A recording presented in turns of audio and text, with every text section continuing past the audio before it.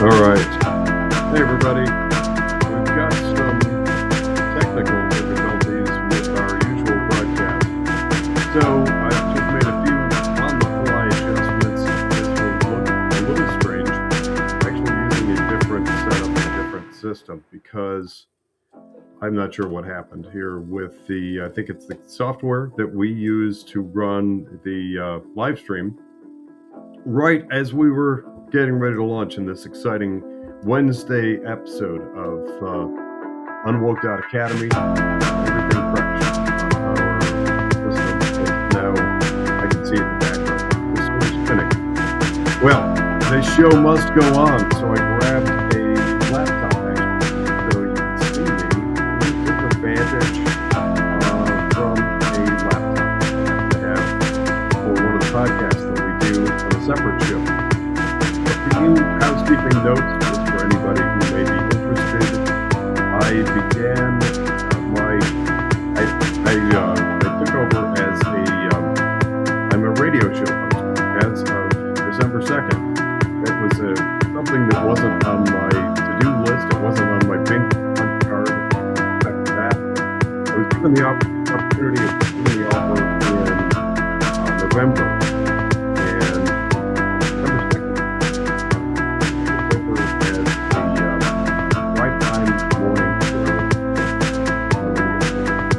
So that I have a co-host, Skip Claypool and I run Voice of Geography.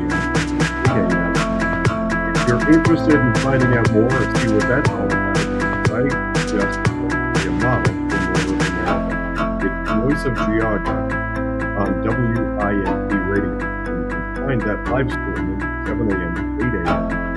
Monday through Friday. It is a 5-day-a-week course. I jumped into the deep end in my newfound radio host career. Monday through Friday, WINP Radio.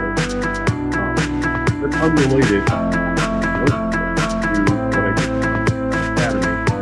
But bear with me a second here. This, as I mentioned, is a different configuration, but just as we were getting ready to go live, click the final button.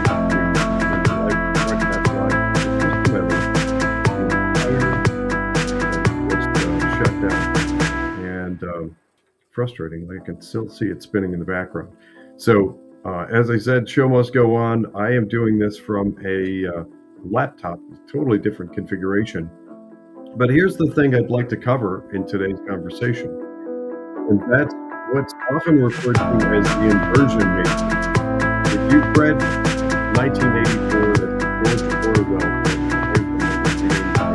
high school, there's a fundamental philosophy taken by far left Marxists. That is to make what's normal bad and what used to be bad good. So that happens and it's applied in many different areas of life. Really undermines and disrupts society. It's done for a variety of reasons, not least of which is to replace an existing society, government, cultural norms with social communism. We use those two words to join effectively. They're one and the same. Socialism is a gateway to communism. But as soon as you disrupt society, it's been done over and over again. Unfortunately, the societies all over the world, we've seen the repercussions of that in Iran right now. Because in the 1970s, something similar happened. It was a cultural revolution, and bad guys came in and took over. Well, we're seeing it in the United States right now. We are seeing a cultural revolution that is intended to replace our free economy with something else. I'm going to call it social communism.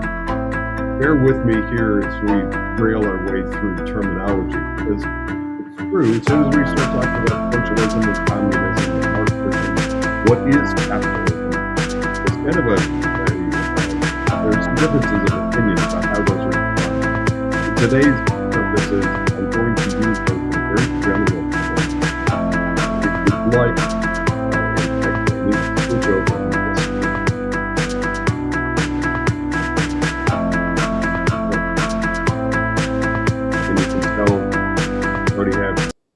an issue because in switching to a laptop, I didn't realize that the music was still playing. So sorry about that. Technology. It's great when it works. It's frustrating when it doesn't work. Today is a doesn't work sort of day for our technology here.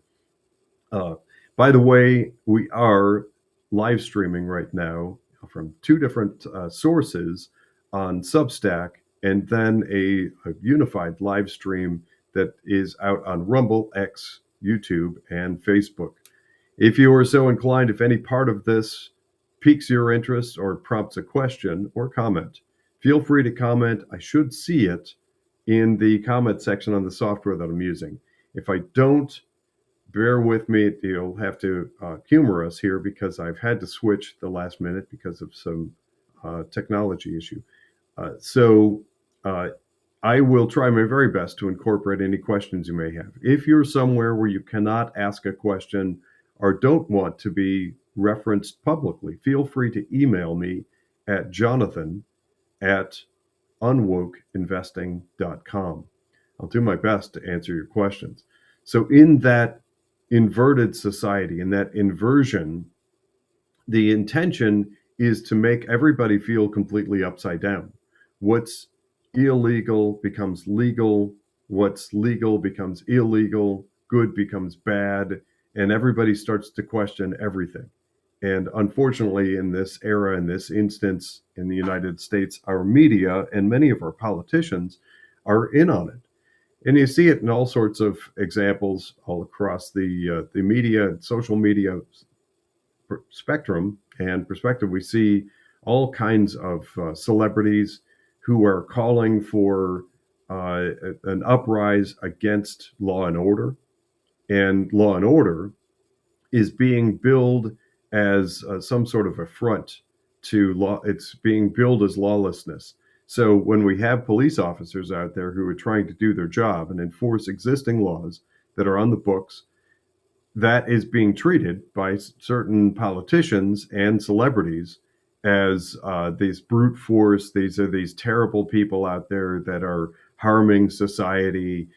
That's an example of an inversion.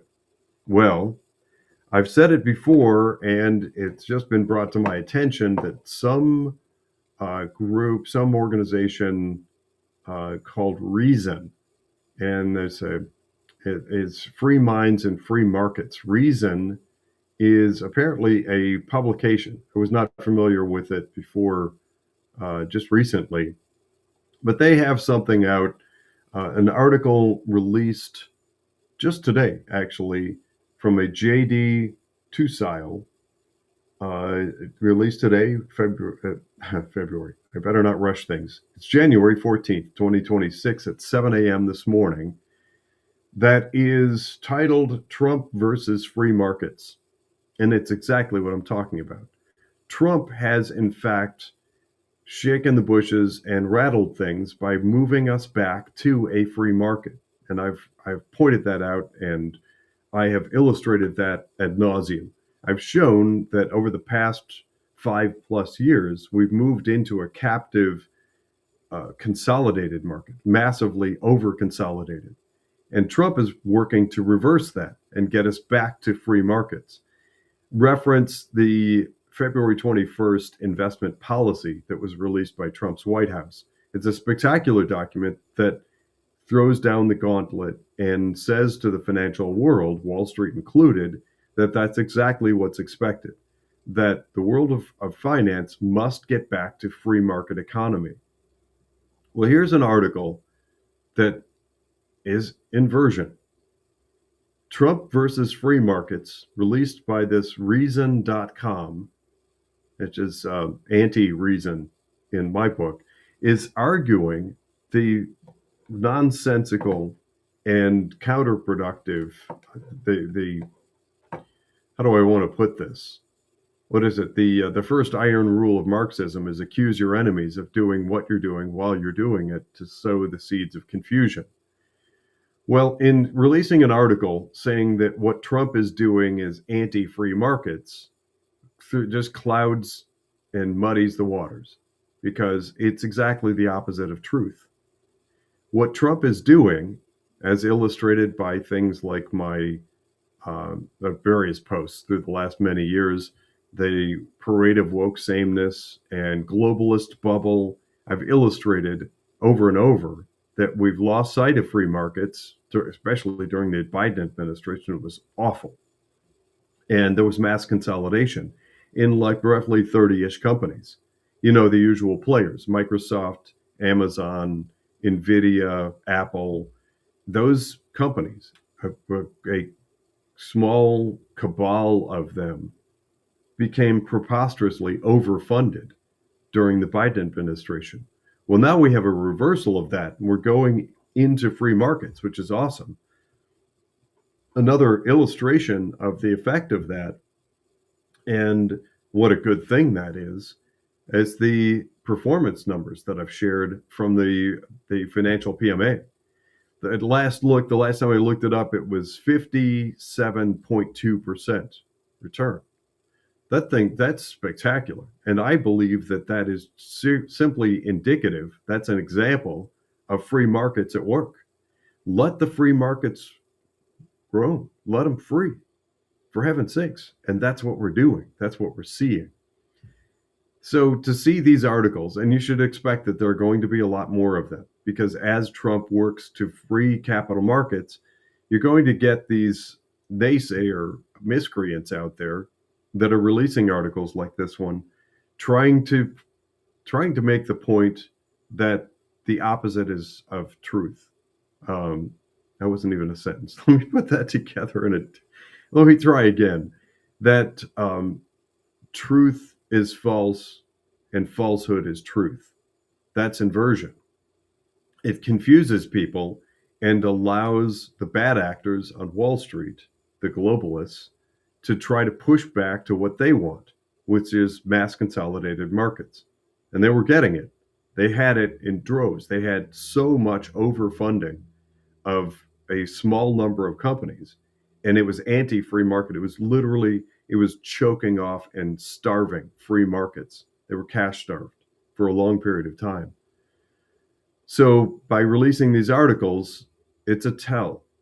The tell is in that some of these places are in on the game, that they want to try to confuse people and allow for an environment where we can push back to those captive markets. That's a major problem, and it takes more of us, we the people, out here shaking the trees and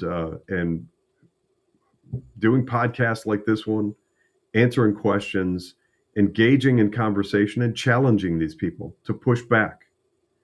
By the way, I do this because I want to and because it needs to be done. All of this comes out of pocket. But by the way, if you are in a position to support financially, would greatly appreciate that. Your financial support helps to produce content like this and the Market Minutes that I do. Overwhelmingly, for the past 4 years-ish that I've been doing various podcasts, today marks a break from the usual. Typically, the software that we use and the combination of hardware and software to broadcast these, all paid for by me, out of pocket, works pretty flawlessly. This morning was an example of a software glitch that didn't work, but ultimately, it's going to boil down to us, we the people. There isn't anybody, there's no politician or some Wall Street figure or somebody in finance that's going to come along and fix this. We the people have to insist on the things that I'm talking about. If it doesn't resonate with you, I'd like some feedback, whatever your position, or if you challenge the things that I say. I'm open, I'm very, very open to conversation and dialogue. Ask questions. But if you come to agree with me or think that there may be something here to the over-consolidation of markets that we're finally coming out of, then one of a few things. Please do like, share, follow, comment. This message only gets out, and we only bypass legacy media if enough of us pay attention and care enough to share this out. And as I said, if you are in a position to support financially, I would like to ask that you please do so and share with others who might support the work that we do at UnWoke.Academy. I'm in a position now, I'm entering year 6 of battles with weaponized regulators who would like nothing more than shut me down. The latest battle is preposterous and ridiculous. I'll do a separate podcast just on that one. It's amazing to me what the lengths the communists will go to silence voices like mine. I come from a Wall Street background. I've worked in institutional finance for a couple of decades now.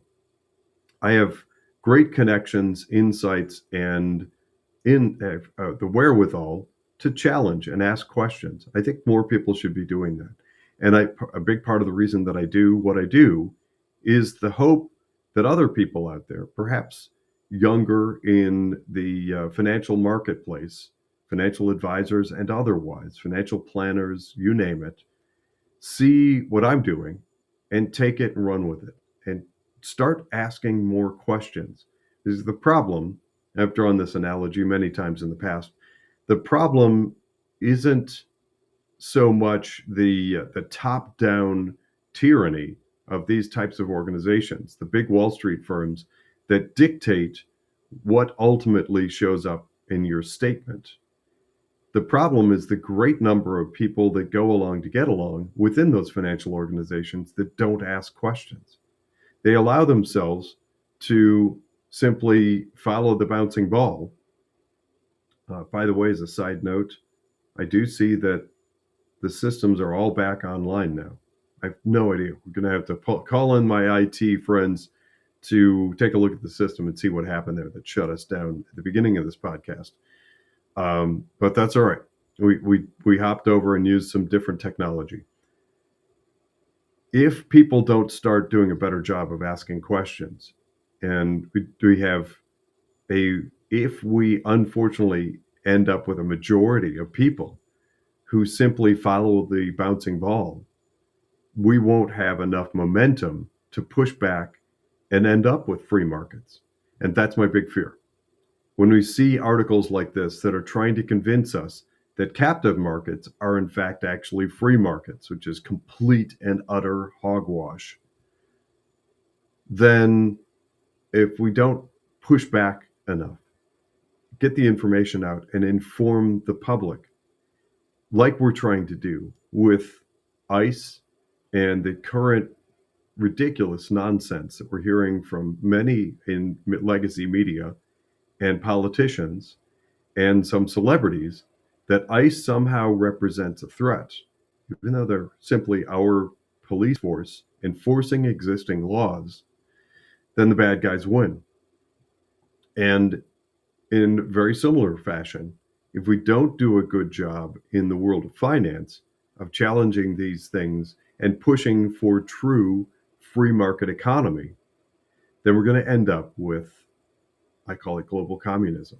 That's what we were headed toward, with those 30-ish companies overfunded and the collapse and crushing of true free markets. It was turning itself into global communism. 30-ish companies that control everything, everywhere, all over the globe. That was the design. It was clear to me, crystal clear. Things like Amazon that can somehow, we've gotten past the era of breaking up monopolies to now we have a supposed quasi company, I'm air quoting that, Amazon, that controls much of web traffic. Now remember, and I say that a few years ago when Parler, the social media platform Parler, was shut down, that was Amazon Web Services, AWS for short. They control a huge portion of web traffic behind the scenes. They own a major chunk of grocery throughout the United States. They are a major publisher. They have their fingers in pharmacy and pharmaceutical distribution. They also control a huge amount of supply chain and logistics within the United States, which means shipping things around, goods and services to get to your door. How one company came to control that much, I don't believe is organic. And I don't believe that is free market. So anybody like this reason.com who tries to steer us back toward that is counterproductive. The people like me who point things out and bring the truth and show the world what free markets actually look like, which is creating an environment where the next Amazon is poised and funded and positioned well and financed adequately to challenge Amazon in a head-to-head battle to create the next big companies of the future. That's what these companies, and apparently, I'm guessing Reason.com, are afraid of. They don't want free market economy. They don't want free markets to allow for competitive companies to find new angles and new products and services that appeal to the masses and then maybe challenge their kingdom. That's what they don't want. That would be free markets. But recognize the propaganda when you're hearing it.